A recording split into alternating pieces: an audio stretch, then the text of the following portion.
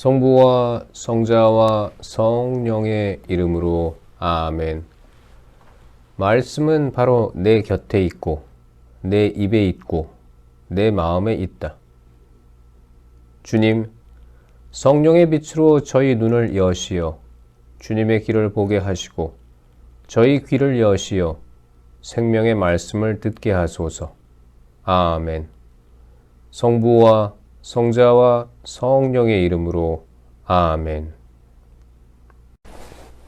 한 어머니와 7 아들의 순교. 그때 어떤 7 형제가 어머니와 함께 체포되어 채찍과 가죽끈으로 고초를 당하며 법으로 금지된 돼지고기를 먹으라는 강요를 임금에게서 받은 일이 있었다. 그들 가운데 하나가 대변자가 되어 이렇게 말하였다. 우리를 신문하여 무엇을 알아내려 하시오. 우리는 조상들의 법을 어기느니 차라리 죽을 각오가 되어 있소. 그러자 임금은 화가 나서 냄비와 솥을 불에 달구라고 명령하였다. 그것들이 바로 달구어졌을 때 남은 형제들과 어머니가 함께 지켜보는 가운데 그 대변자의 혀를 잘라내고 머리 가죽을 벗기고 손발을 자르라고 지시하였다. 그리고 완전히 불구가 되었지만 아직 숨이 붙어있는 그를 불 곁으로 옮겨 냄비에 집어넣으라고 명령하였다. 냄비에서 연기가 멀리 퍼져나갈 때 나머지 형제들은 고결하게 죽자고 어머니와 함께 서로 격려하며 이렇게 말하였다. 모세께서 백성에게 경고하시는 노래에서 주님께서는 당신의 종들을 가엾이 여기시리라 하고 분명히 밝히신 것처럼 주 하느님께서 우리를 지켜보시고 우리에게 참으로 자비를 베푸실 것이다. 첫째가 이런 식으로 죽자 그들은 둘째를 조롱하려고 끌어내었다. 그들은 머리 가죽을 머리카락째 벗겨내고 물었다. 내 몸의 사지가 잘려나가는 형벌을 받기 전에 이것을 먹겠느냐? 그는 조상들의 언어로 먹지 않겠소 하고 대답하였다. 그래서 그도 첫째처럼 고문을 당한 끝에 마지막 숨을 거두며 말하였다. 이 사악한 인간, 당신은 우리를 이승에서 몰아내지만 온 세상의 임금님께서는 당신의 법을 위하여 죽은 우리를 일으키시어 영원한 생명을 누리게 하실 것이요. 그 다음에는 셋째가 조롱을 당하였다. 그는 혀를 내밀라는 말을 듣자 바로 혀를 내밀고 손까지 용감하게 내뻗으며 고결하게 말하였다. 이 지체들을 하늘에서 받았지만 그분의 법을 위해서라면 나는 이것들까지도 하찮게 여기요. 그러나 그분에게서 다시 받으리라고 희망하오. 그러자 임금은 물론 그와 함께 있던 자들까지 고통을 아무것도 아닌 것으로 여기는 그 젊은이의 기계에 놀랐다. 셋째가 죽은 다음에 그들은 넷째도 같은 식으로 괴롭히며 고문하였다. 그는 죽는 순간이 되자 이렇게 말하였다. 하느님께서 다시 일으켜 주시리라는 희망을 간직하고 사람들의 손에 죽는 것이 더 낫소. 그러나 당신은 부활하여 생명을 누릴 가망이 없소. 그 다음에는 다섯째가 끌려나와 고초를 당하였다. 그는 임금을 바라보며 말하였다. 당신도 죽을 몸인데 사람들에게 권력을 휘두르며 당신 마음대로 하고 있소. 그러나 우리 민족이 하느님께 버림받았다고 생각하지는 마시오. 두고 보시오. 그분의 위대한 능력이 어떻게 당신과 당신 후손을 괴롭히는지 당신이 보게 될 것이오. 그 다음에 그들은 여섯째를 끌어내었다. 그는 죽을 때가 되자 이렇게 말하였다. 헛된 생각을 하지 마시오. 우리는 지금 우리 하느님께 죄를 지은 탓으로 고난을 당하고 있소. 그래서 이렇게 엄청난 일들이 벌어진 것이오. 그러나 감히 하느님과 싸우려 한 당신이 벌을 받지 않으리라고는 생각하지 마시오.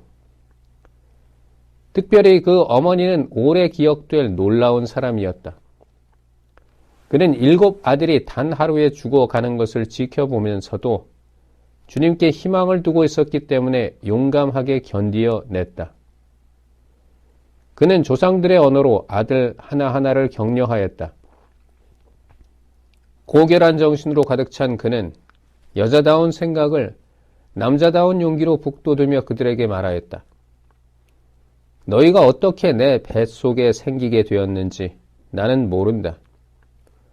너희에게 목숨과 생명을 준 것은 내가 아니며 너희 몸의 각 부분을 제자리에 붙여준 것도 내가 아니다. 그러므로 사람이 생겨날 때 그를 빚어내시고 만물이 생겨날 때 그것을 마련해내신 온 세상의 창조주께서 자비로이 너희에게 목숨과 생명을 다시 주실 것이다. 너희가 지금 그분의 법을 위하여 너희 자신을 하찮게 여겼기 때문이다. 안티오코스는 자기가 무시당하였다고 생각하며 그 여자의 말투가 자기를 비난하는 것이 아닌가 하고 의심스러워하였다. 막내 아들은 아직 살아있었다. 임금은 그에게 조상들의 관습에서 돌아서기만 하면 부자로 만들어주고 행복하게 해주며 벗으로 삼고 관직까지 주겠다고 하면서 말로 타이를 뿐만 아니라 약속하며 맹세까지 하였다. 그러나 그 젊은이는 전혀 귀를 기울이지 않았다. 그래서 임금은 그 어머니를 가까이 불러 소년에게 충고하여 목숨을 구하게 하라고 강권하였다. 임금이 줄기차게 강권하자 어머니는 아들을 설득해 보겠다고 하였다. 그러나 어머니는 아들에게 몸을 기울이고 그 잔인한 폭군을 비웃으며 조상들의 언어로 이렇게 말하였다. 아들아, 나를 불쌍히 여겨다오. 나는 9달 동안 너를 뱃속에 품고 다녔고 너에게 3해 동안 젖을 먹였으며 네가 이 나이에 이르도록 기르고 키우고 보살펴왔다. 얘야, 너에게 당부한다. 하늘과 땅을 바라보고 그 안에 있는 모든 것을 살펴보아라. 그리고 하느님께서 이미 있는 것에서 그것들을 만들지 않으셨음을 깨달아라. 사람들이 생겨난 것도 마찬가지다. 이 박해자를 두려워하지 말고 형들에게 부끄럽지 않게 죽음을 받아들여라. 그래야 내가 그분의 자비로 네 형들과 함께 너를 다시 맞이하게 될 것이다. 어머니가 말을 마치기도 전에 젊은이가 말하였다. 당신들은 무엇을 기다리는 것이요? 나는 임금의 명령에 복종하지 않겠소. 모세를 통하여 우리 조상들에게 주어진 법에만 순종할 뿐이요. 히브리인들을 거슬러 온갖 불행을 꾸며낸 당신은 결코 하느님의 손에서 벗어나지 못할 것이요. 우리는 우리의 죄 때문에 고난을 당하고 있소. 살아계신 주님께서는 꾸짖고 가르치시려고 우리에게 잠시 화를 내시지만 당신의 종들과 다시 화해하실 것이요. 그러나 당신은 악랄하고 모든 사람 가운데 가장 더러운 자요. 그러니 하늘의 자녀들을 치려고 손을 들고 헛된 희망에 부풀어 공연히 우쭐대지 마시오. 당신은 모든 것을 지켜보시는 전능하신 하느님의 심판에서 벗어난 것이 아니요. 우리 형제들은 잠시 고통을 겪고 나서 하느님의 계약 덕분에 영원한 생명을 누리게 되었소. 그러나 당신은 주님의 심판을 받아 그 교만에 마땅한 벌을 짊어질 것이요. 나는 형들과 마찬가지로 조상들의 법을 위하여 몸도 목숨도 내놓았소. 그러면서 하느님께서 우리 민족에게는 어서 자비를 베푸시고 당신에게는 시련과 재앙을 내리시어 그분만이 하느님이심을 고백하게 해주시기를 간청하오. 또한 우리 온 민족에게 정당하게 내렸던 전능하신 분의 분노가 나와 내 형제들을 통하여 끝나기를 간청하고 있소. 화가 치밀어 오른 임금은 다른 어느 형제보다 그를 더 지독하게 다루었다. 모욕에 찬 그의 말에 격분하였던 것이다. 그리하여 그는 주님을 온전히 신뢰하며 더럽혀지지 않은 채 죽어갔다. 마지막으로 그 어머니도 아들들의 뒤를 이어 죽었다. 이교 제사를 거부한 이야기와 극심한 고문에 관한 이야기는 여기에서 마치기로 하자. 유다 마카베오가 항전하다. 마카베오라고 하는 유다와 그의 동지들은 여러 마을에 몰래 들어가 친족들을 불러내고 유다교에 충실하게 살아온 이들을 소집하여 6,000명가량 모았다. 그들은 모든 사람에게 억압당하는 이 백성을 굽어보시고 사악한 사람들에게 더럽혀진 성전을 가엾이 여겨주십사고 주님께 간청하였다. 또한 파괴되어 거의 무너져가는 이 도성에 자비를 베푸시고 죽은 이들의 피가 당신께 하소연하는 소리를 들어주시며 무죄한 아기들이 당한 무도한 학살과 당신의 이름이 받은 모독을 기억하시고 악에 대한 당신의 혐오감을 드러내시기를 간청하였다. 마카베오가 군대를 조직하자마자 이민족들이 그를 당해내지 못하게 되었으니 백성에 대한 주님의 분노가 자비로 바뀐 것이다. 그는 성읍과 마을들을 급습하여 불을 지르고 요충지들을 차지하였으며 적지 않은 적군을 패주시켰다. 그러한 공격에는 가장 유리한 밤을 이용하였다. 그리하여 그의 용맹에 관한 소문이 사방으로 퍼져나갔다. 니카노르와 고르기아스를 물리치다. 마카베오가 조금씩 기반을 확보하고 더욱 자주 성공을 거두며 세력을 넓혀가는 것을 보고 필리포스는 코일레 시리아와 페니키아의 총독인 프톨레마이오스에게 편지를 써서 임금의 일을 도우러 와달라고 하였다. 프톨레마이오스는 유다인들을 몰살시키려고 그 즉시 파트로클로스의 아들이며 임금의 첫째가는 벗들 가운데 하나인 니카노르를 뽑아 모든 민족들에게서 소집된 병사 2만여 명의 지휘관으로 세워 파견하였다. 프톨레마이오스는 또 그에게 장수로서 군대 경험이 많은 고르기아스를 붙여주었다. 니카노르는 유다인 포로들을 팔아서 임금이 로마인들에게 바쳐야 할 조공 2,000탈렌트를 장만하려고 작정하였다. 그래서 그는 곧바로 해안 성읍들의 사람을 파견하여 유다인 노예들을 사라고 하면서 노예 90명을 한 탈렌트에 넘겨주겠다고 약속하였다. 그러나 그는 전능하신 분께서 자기에게 내리시려는 징벌을 예상하지 못하고 있었다. 니카노르가 쳐들어온다는 보고가 유다에게 들어오자 유다는 병사들에게 적군의 침입을 알려주었다.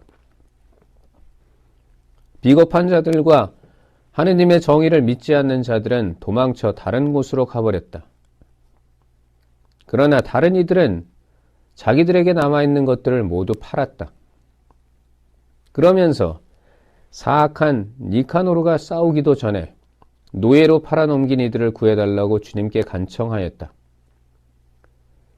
그들은 자기들을 보아서가 아니더라도 당신께서 자기 조상들과 맺으신 계약들을 보아서 그리고 자기들이 당신의 거룩하고 영광스러운 이름으로 불린다는 사실을 생각하시어 그렇게 해 주십사고 간청하였다. 마카베오는 수가 6,000명 되는 군사들을 모아놓고 적들을 무서워하지 말라고 또 불의하게 그들을 공격해오는 이민족들의 대군을 두려워하지 말고 용감히 싸우라고 격려하였다.